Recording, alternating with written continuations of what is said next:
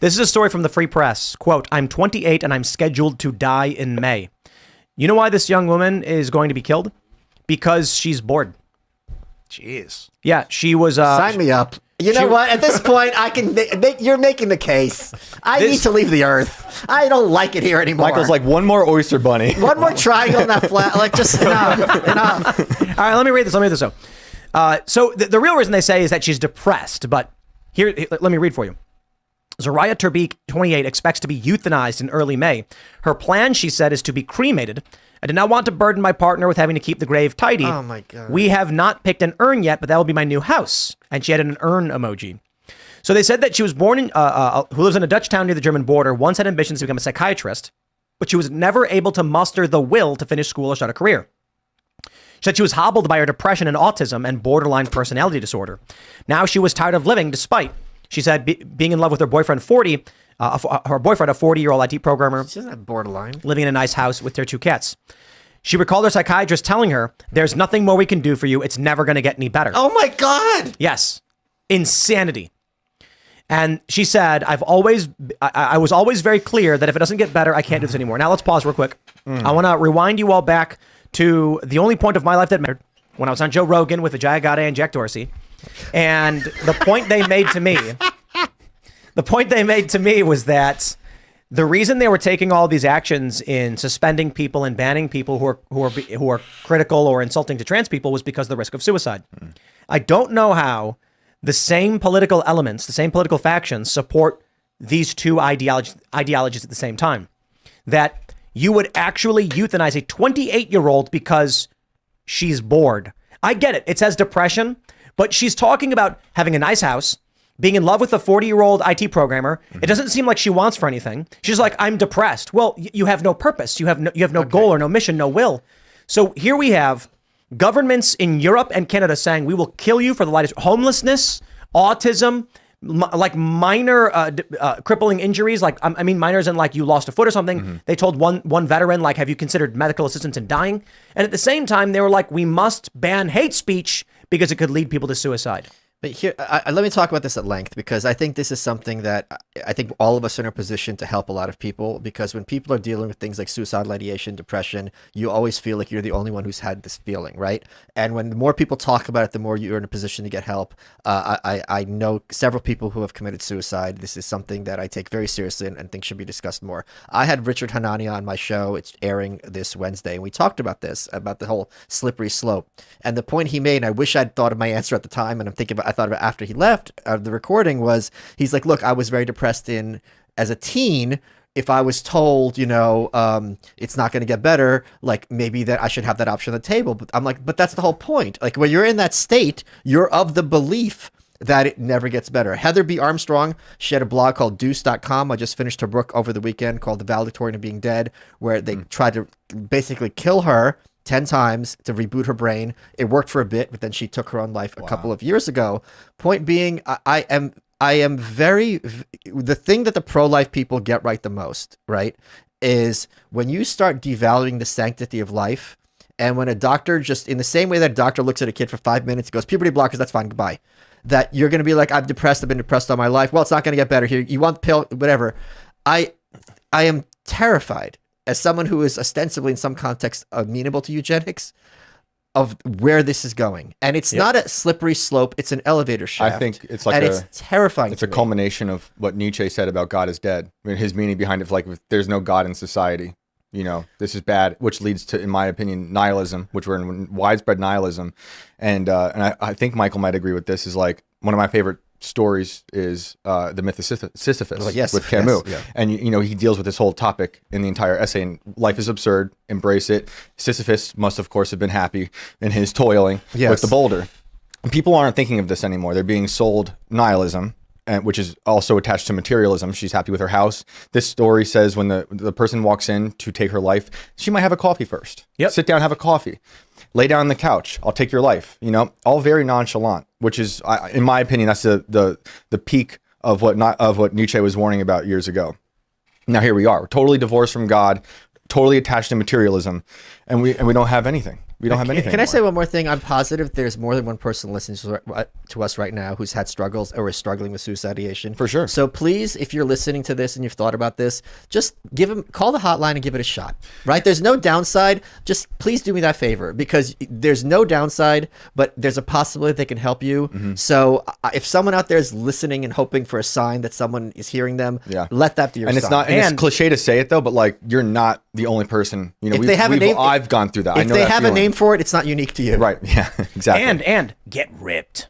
Get rid. Yeah. Start working out. Get in the sunlight too. You said you were I'm half joking. I want it to sound fun, but a lot of depression, not all of it, but a lot of it, Yes. you can cure through exercise, running, walking. Yes, and if you're male, take magnesium, because I think almost every guy's magnesium deficient. That helps that hurts your mental health a lot. Magnesium and GABA, That's in GABA. green vegetables at chlorophyll. Okay. The center of every chlorophyll molecule is one magnesium. It's so powerful, such a powerful molecule. What you said earlier, you were amenable to eugenics, kind of jokingly, but were you meaning like Not jokingly. You know, because I'm kind of with you. Like putting strong genetics together makes strong, robust children. That's not what I meant. What do It's you like mean? when people are like have their genes tested. It's like, okay, if we have a kid, the kid's gonna have some kind of crippling, like definitely gonna have stillbirth. Like that's eugenics. Like that's an example of eugenics that everyone practices. So people probably feel like my genetics are not worthy to pass on. Yours? No, people probably feel. I have felt like this throughout my life. But I you get were bouts of like you were I'm- in commercials. Yeah, exactly. Someone succeeding can actually be depressed. Like Chris Cornell, Robin course, Williams. dude. It's so sad to watch these people lose it. Yeah, of But course. like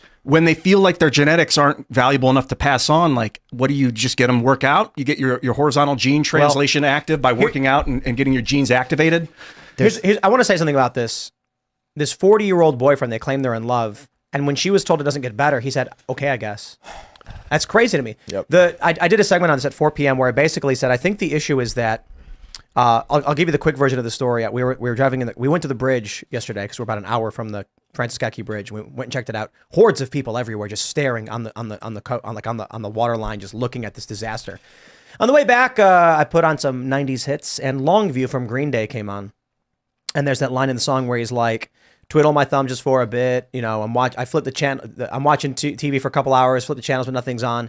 And I thought to myself, like, this song is basically talking about this guy being like, I'm lazy.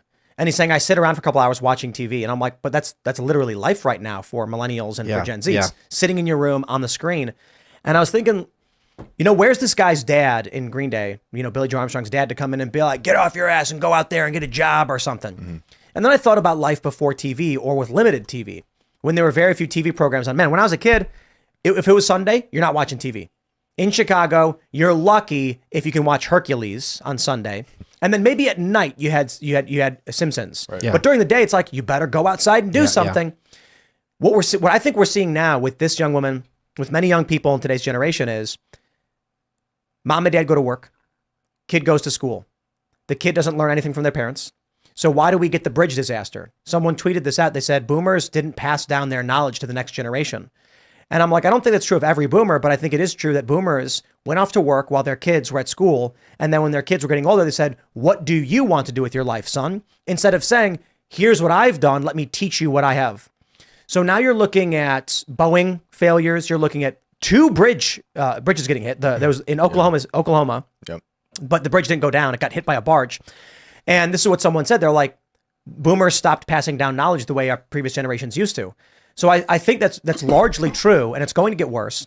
And what we're going to see is more young people being like, I have no reason to be alive. But it's real quick. My final thought is, how could you not be depressed if there is no light at the end of the tunnel? You have nothing to live for, no drive, no passion. Nothing was ever instilled in you as a child as to what your life goals are. So just like, I'm bored and there's nothing to do. And there's more. My friend Marsha ran something called cuddle parties, right? And you laugh at it, ha ha ha. A bunch of people get together, cuddle, okay, whatever. But she's like, human beings need physical contact.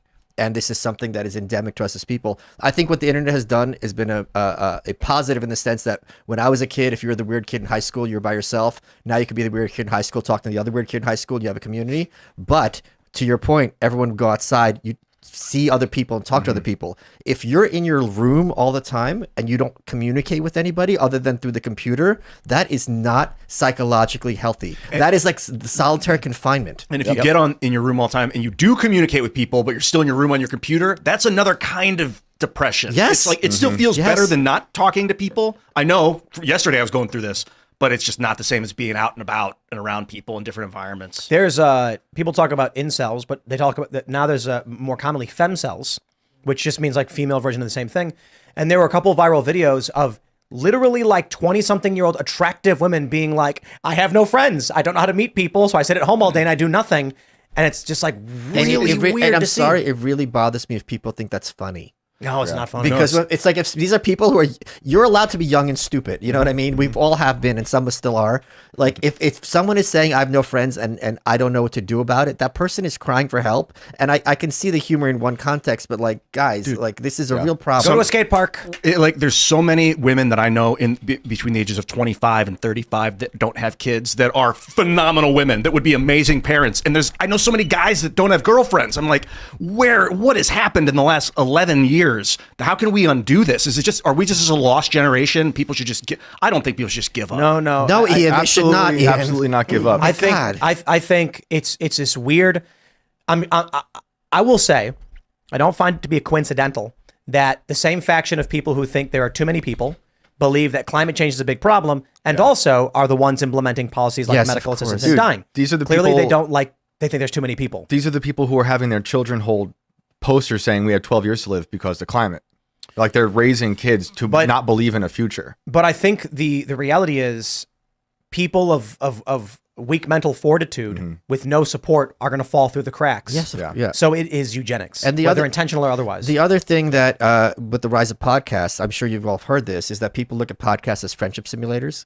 Yep. And I got a lot of just during COVID. It was me and Dave Smith. We would alternate as co-hosts on each other's shows, or one was the host, one was the guest. So many people were like, "You helped us get through this." Right. So I think what we do, not to pat ourselves and blow too much smoke up my own ass, but in all seriousness, we forget how many people like this is their friendship group. Dude, I used to listen to Rogan's show in 2017 religiously. Him and Ari Shaffir, him and Duncan Trussell. You were on the show. It's when I first saw your work. Those are my friends. I would work alone in my house on Mines all day, and it was just Rogan. To think that we could do that, I agree with you. So people say that about Timcast IRL too. Like I meet them on the street, and they'll be like, "It's like hanging out with my friends." Like I turn it on, and it's like we're hanging out, and I'm like, it's kind of crazy because I am hanging out with my friends. Yeah. Like this is literally what we're doing. Like we got pizza sitting right here. Like we ordered pizza. And I've got pizza right here. The only difference is I can't say all the horribly offensive things in my mind. I gotta wait till the cameras turn off. we do that for the members only on censorship. Yeah, even then I gotta watch out because it's on TV. But it is TV. Okay, boomer. 1990s. COVID saw a major boom in podcasting. Yes. Because of the lockdowns, and people had friendip simulators. Also had a major boom in suicides and That's overdoses. scary, man. I forced home. I think everybody, you gotta go for a walk. Yeah. And stop politicizing this. Like I know you want to be like, oh, it's the Democrats' fault. And I'm not saying you. I mean, a lot of people online because it's very tribal. But it's just like this is if someone is a Democrat and they're lonely, like I have a lot of sympathy for them. Don't let your tribalism Well, get it's the other way around. Way. The reason why we're seeing the rise in wokeness and a lot of why we see massive support for Trump. People are seeking community. Yes, 100%. You're absolutely right. The hyperpolarization is that people want to fit in. So without naming anybody, I'll tell you one of my secret... And not just community, like this sense of being in an army. Right. Yeah. I'll tell you one of my secret techniques. You know what it is? Whenever never wash the beanie. Never wash it. I actually yesterday helps you tomorrow. No, sweat. I throw it in the garbage and put on a brand new one every day. I have a box with hundreds. Whenever there's, without naming any celebrities, whenever there's a prominent personality who I'm told is like smack talking me, I immediately tweet at them how I'm a big fan and I love their work. Yes. Yeah. Hey. Was that what you did? No, I was joking like you did it to me. But if I know who they are, so without dragging anybody, there's been a handful of people. So if someone just searches through your tweets, they'll be able to figure out who you're talking about, right? I mean, there's probably like 775 to 1,000 over the past several years. But like I think I mentioned this show, like the guy from Eve 6 was talking smack about me. And when I was a kid, I'm 15 years old, I learned like... Is that a band? Yeah, they're so good. Inside Out. I'm sorry. Inside Out. Inside Out. I would swallow my pride. I would choke on the ride. You know, to black the world. Wanna put my tender heart in a blender, watch it spin. How did you miss that? The only Eve I care about is in the Bible. And I'm through with you. This guy's very lefty. Okay. And so he tweeted something about me, and my only response was like, someone told me the guy from Eve 6 was making fun of me, and I was like, what? I got all excited, and I tweeted him like, I'm a big fan. Me and my friends used to play your songs in the garage, and then he deleted the smack talking tweet, and I was like, I've invited him out several times, but he doesn't want to come out. There's a difference. There are a handful of other people, and they're just like passively smacked. They don't know who I am. They're at singing all. to their tribe. It's my college roommate's like, I brought up Rogan, goes, I hate that guy. I didn't even ask because I know he doesn't have a reason. Which is Rogan's out group. See, it's an online persona which you can caricaturize and hate or love, and then there's the real person. It's not even the persona. It's just he knows that Tim's bad, and therefore he has the posture that I hate Tim. That's the persona, but that's It's not even the persona. It's just the perception. But yeah. the persona is That's pretty another way shitty. of talking about it. Crappy, excuse me. Oh, I mean, like when I tweeted that I thought it was funny when we were getting punched in the face, and everyone got mad at me. But I think- except for like the libertarians, a lot of libertarians, so like traditional conservatives, leftists were really, really mad, and like the more libertarian and post-liberal people were laughing and man, we love it. Right. Like, have a sense of humor, dude. Calm down. Austin Peterson, like, he defended me, saying like there is irony in these people voting for policies we warn them about and then suffering the consequences. Like, it's an ironic humor. We don't want it to happen. No. I want people to start seeing each other as people first.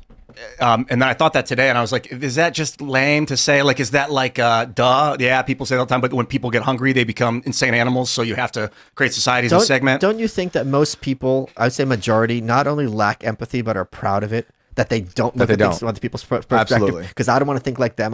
What's a Democrat going to tell me that I don't know already? That I don't know the difference between a man and a woman? It's like, oh, shut up. Do you think empathy gets people into trouble? Is that why people have evolved to not express it? I can't. It's just frustrating. people evolve In this to day have and age, empathy. I think it does to your group of people. Because if you extend any type of grace to the supposed enemy, then now you're the enemy. Thanks for watching this clip from the Timcast IRL podcast. Hang out with us live Monday through Friday at 8 p.m. and become a member over at timcast.com for uncensored, members-only shows exclusive. Thanks for hanging out, and we'll see you all next time.